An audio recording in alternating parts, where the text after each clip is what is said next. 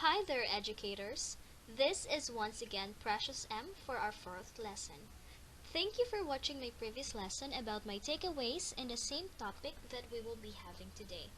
Unlike the previous presentation, today we will focus only on the acquisition of grammatical competence, and this is for our part 1. Well, it would be great if we start with a little activity to enlighten our moods. This activity will be very easy and I hope you will not skip this part. Let's check your grammar. Fill the boxes to complete the sentence. They laughed a lot last night. The film blank very funny. Let's check the answer. They laughed a lot last night. The film must have been very funny. Fill in the blank. I know he didn't thank you, but he blank have done so. Yes, the answer is I know he didn't thank you, but he should have done so. Rearrange to form a sentence. Bride wore velvet dress cream the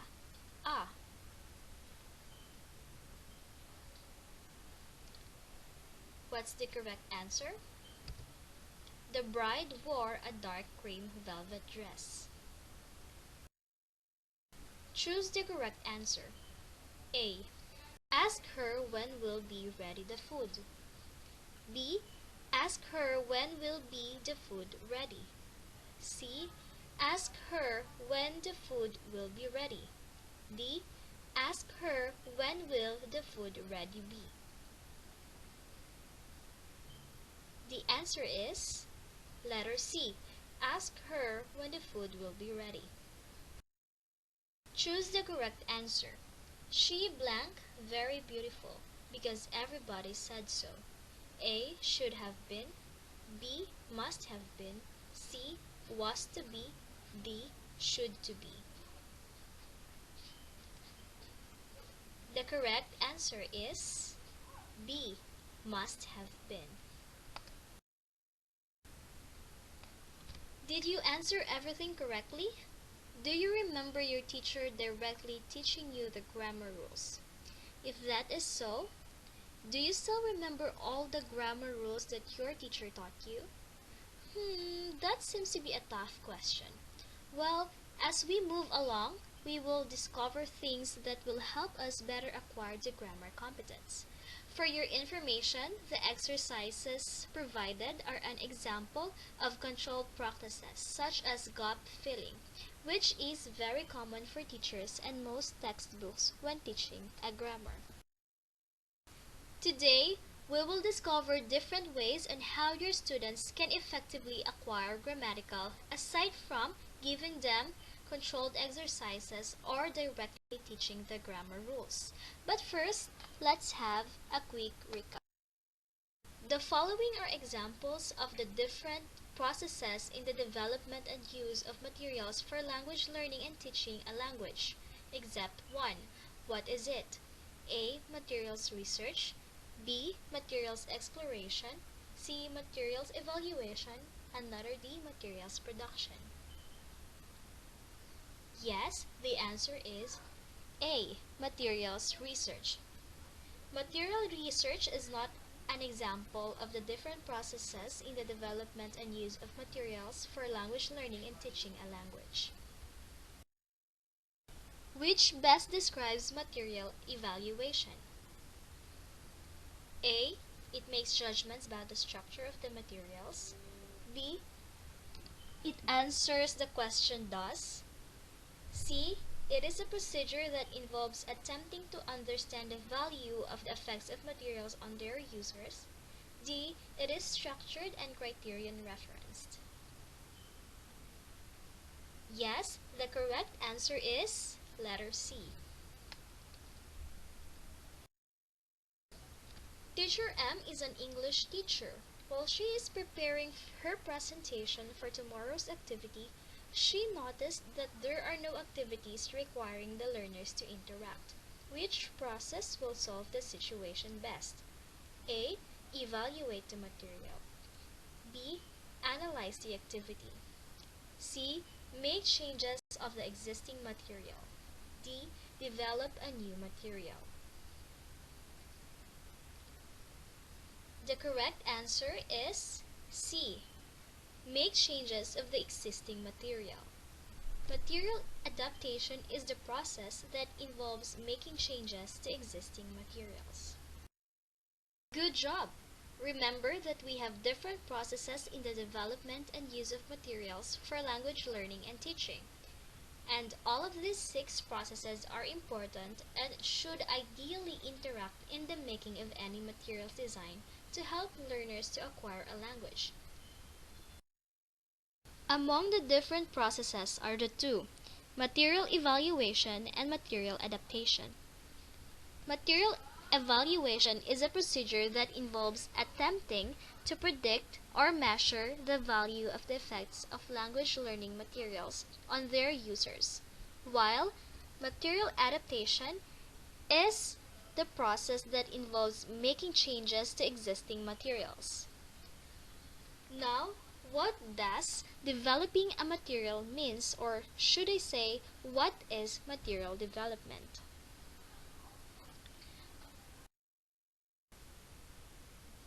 But before we learn about that, let us first identify our learning objectives. Of course, our students will differentiate pedagogical approaches in materials for the acquisition of grammatical competence. Students will develop principles for developing materials in grammatical competence. And students will reflect on the importance of a learner-centered pedagogical approach in developing materials for acquisition of grammatical competence. For our learning outcomes, students will differentiate pedagogical approaches in materials for the acquisition of grammatical competence using strengths and weaknesses table. Students will write 5 principles for developing materials in grammatical competence. And students will write reflection or observation after learning about developing materials for the acquisition of grammatical competence. The contents of this lesson will flow around the following: definition of language acquisition, after that is an activity, then brief discussion about the approaches, and for the last part, students are expected to write principles for acquisition of grammatical competence. The acquisition of grammatical. I want you to take a pause and remember all your English classes when you are in elementary or high school. In your mind, answer these questions. How was English grammar taught to me? Was I told to follow the rules of grammar? What kind of exercises did the teacher give me? Was I engaged in meaningful exercises to better understand the grammar? Do you think it was the most effective way of teaching the grammar? Whether you say yes or no, today we are going to explore the different pedagogical approaches in the acquisition of grammar competence. That will help you learn or teach the grammar in a more effective and implicit way. Meantime, let us define language acquisition and material development. Language acquisition is the manner of learning a language by immersion. Let's say, for example, children acquire language through a subconscious process during which they are unaware of grammatical rules. Language acquisition is done naturally and unconsciously. It is different with language learning, whereas it is the result of direct instruction in the rules of language. Material development is not just making changes out of chosen material, rather, this is the process on which you are creating your own learning material. According to Brian Tomlinson, language is acquired gradually and developmentally over a long period as a result of multiple and varied experiences of language. Language learners can be taught explicitly, and this can be learned. However, this is not enough. Learners need to acquire the ability to use the grammar, the lexis, and the pragmatic exponents of a language and not just know about them. And so, because of this, Tomlinson and Masuhara provided some approaches that a material developer and educators may use when teaching a grammar. 1970s, grammar has dominated the syllabus of most materials. And believe it or not, global course books mostly use the common pedagogy in teaching grammar, which is the PPP. With the emphasis very much on controlled practice, the presentation being through rules and contrived texts and the production through short, simple writing or speaking activities with models to follow them when writing or speaking. At this moment, I want you to get your book in this subject and turn your book in pages 192 to 199. From there, you will see a subtopic for this chapter entitled Pedagogic Approach. In your screen, what you are seeing here is called a placemat. You will fill each boxes with information. This information are certainly the different pedagogical approaches that you can find in this chapter, and look for each strengths and weaknesses. I want you to download the file at the bottom of this video or at the description section below, while the file name Placemat Activity. Then you may start working with this short activity.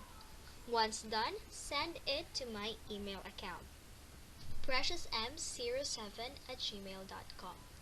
This is a very quick and easy activity, so before you continue with my presentation, kindly pause this video first and start working with the activity. Great! I hope you have taken the time to pause this video and answer the previous activity. So here are your supposed answers from the recent activity that we just had. We have the PPP, discovery approaches, task-based approach, and eclectic approach. We also have comprehension approach, learner autonomy approach, task-based approach, and the last is illustration, interaction, induction.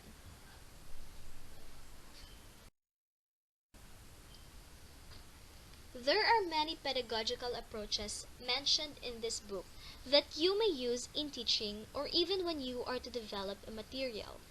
For further information, I'm going to briefly discuss some approaches. Now, let's check what we got. First, we have PPP. Presentation, practice, production. From the previous chapters, if you can still remember, PPP was also mentioned. And earlier, I told you that PPP is the dominant pedagogical approach in commercial course books. Why do you think so? Probably because it is the easiest way to teach a language, especially for newbies teachers. You present the topic, give exercises, and ask the students to role play at the end of the class.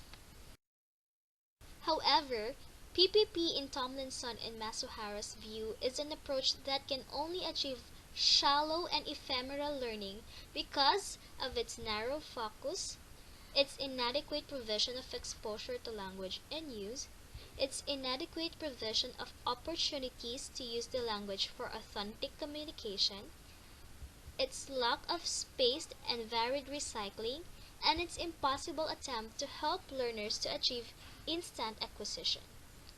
The good thing with PPP is that it does create an illusion of systematicity, success, and coverage, and therefore popular with teachers.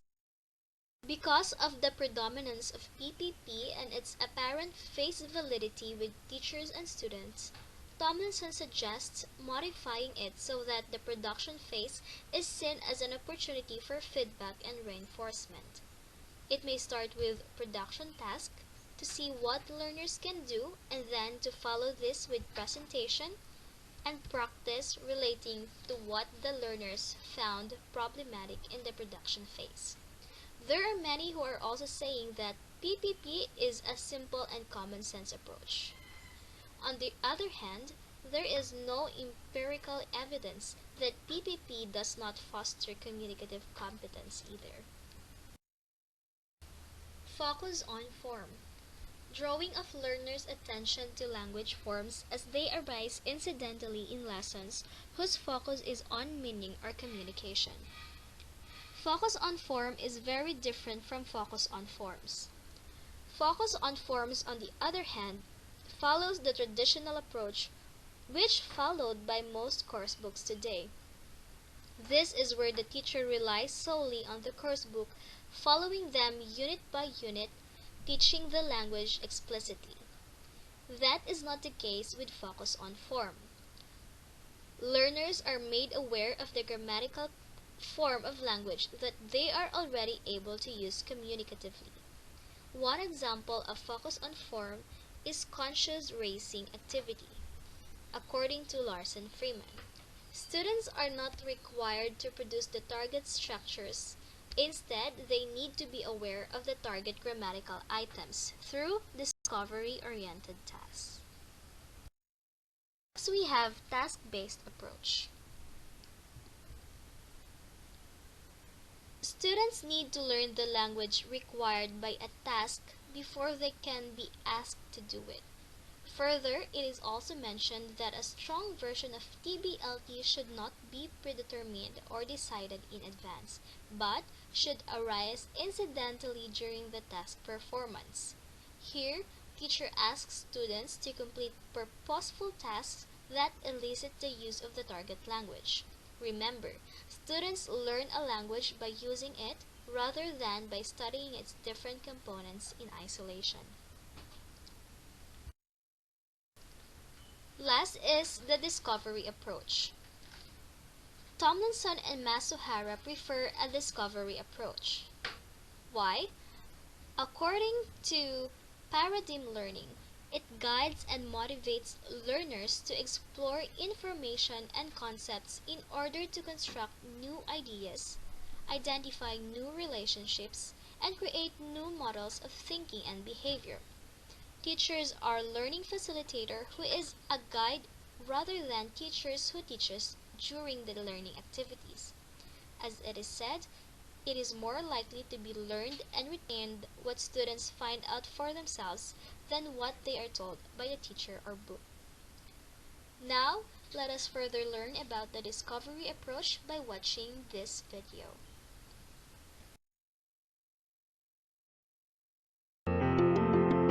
Discovery approach learning helps students to learn to work together to solve problems, collaborate, and communicate effectively.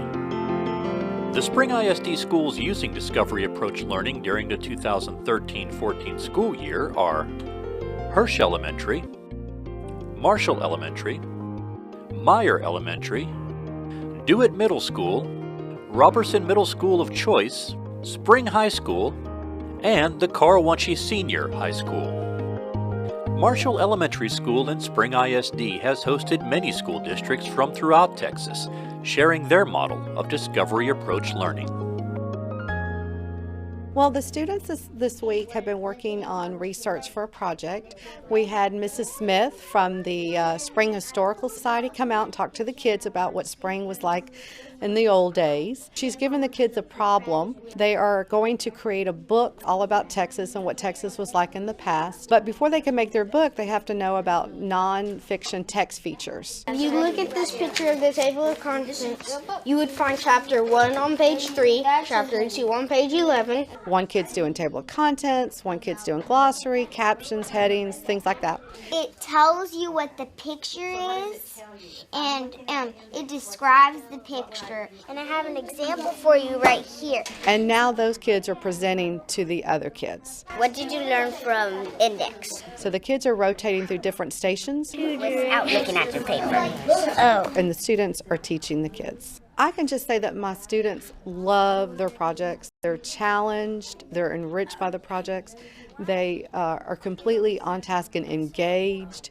It's just a totally new way of learning, and they do such a tremendous job with it. They are finishing up completing a Black History project. Where you may find lots of details about him, so you could do a bubble map. And they had certain project requirements that they had to put on their board. So what's our first fact? We could put when he was born. And then I'm going to go to 1873, where her parents died. Yeah, we definitely need to write all these. So they plan out the steps that they're going to take to complete their project. And then they go into their research work, where they come up with their research questions. Yeah, there we go.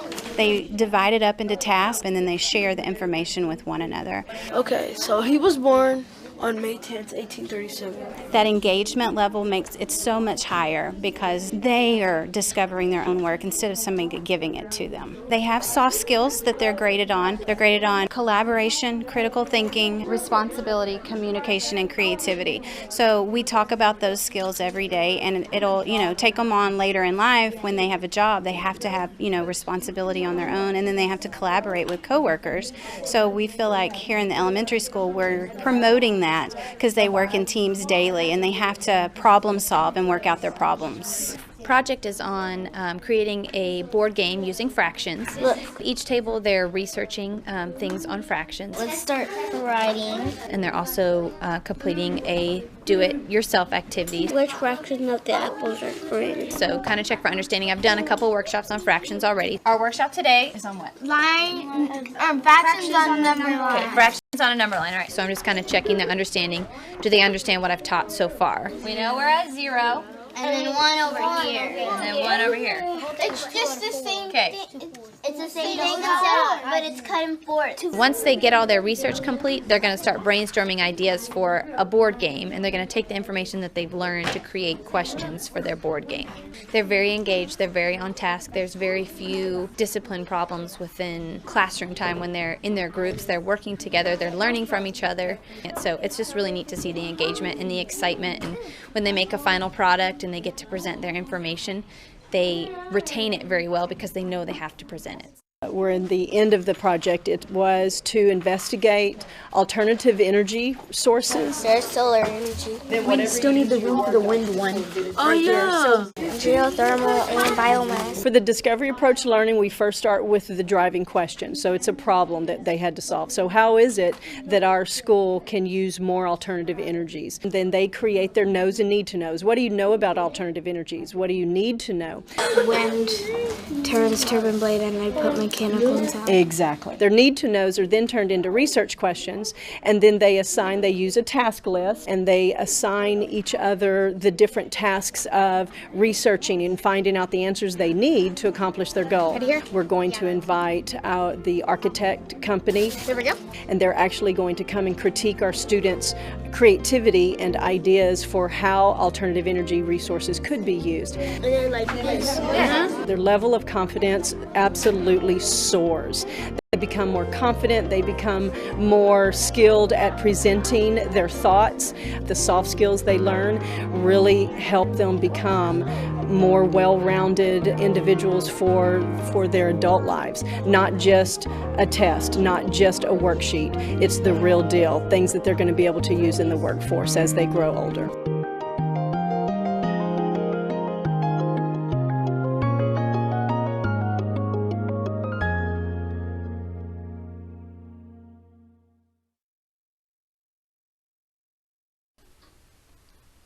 There are different types of grammar discovery approach.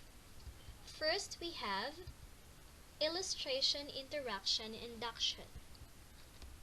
Next, we have consciousness raising activity. Next, open-ended language awareness approach. And research approaches and translation approaches. We also have thinking approach. With all these approaches mentioned, explicit grammar teaching is really being avoided as much as necessary. By the way, if you want to understand more about the PPP and task-based approach, you can click the link provided below. So that's it with our different pedagogical approaches. Now we are going to move on with our final and last activity. Educate If you are to develop a material for the acquisition of grammatical competence, what are the 5 principles that you would want to consider? For your last activity for today, write at least 5 principles for developing materials in the acquisition of grammatical competence. You may refer to the principles and approaches that was mentioned in this chapter. The template is uploaded below. After that, reflect on the verse James 1 verse 22-25. You are going to type your principles and reflection on the template uploaded below. The file name is Part 1 Grammatical Competence Principles and Reflection. From all the approaches mentioned from the previous slides, we can therefore conclude that grammar is best acquired when students are engaged in interaction and meaningful communication. Effective learning classroom tasks and exercises, activities that involve inductive or discovery learning, authentic tasks, and if taught with implicit grammar teaching inside and outside the classroom. For conclusion, the learner's only chance of eventually acquiring the second conditional is if they have many meaningful and sometimes attentive encounters with it in their extensive reading, listening, and viewing, and in their out-of-class interactions. It is also stressed in this chapter the need for further encounters with the language for the acquisition of grammatical content. Learner-centered teaching is an approach that places the learner at the center of the learning. The learner or student is responsible for learning, while the teacher is responsible for facilitating the learning.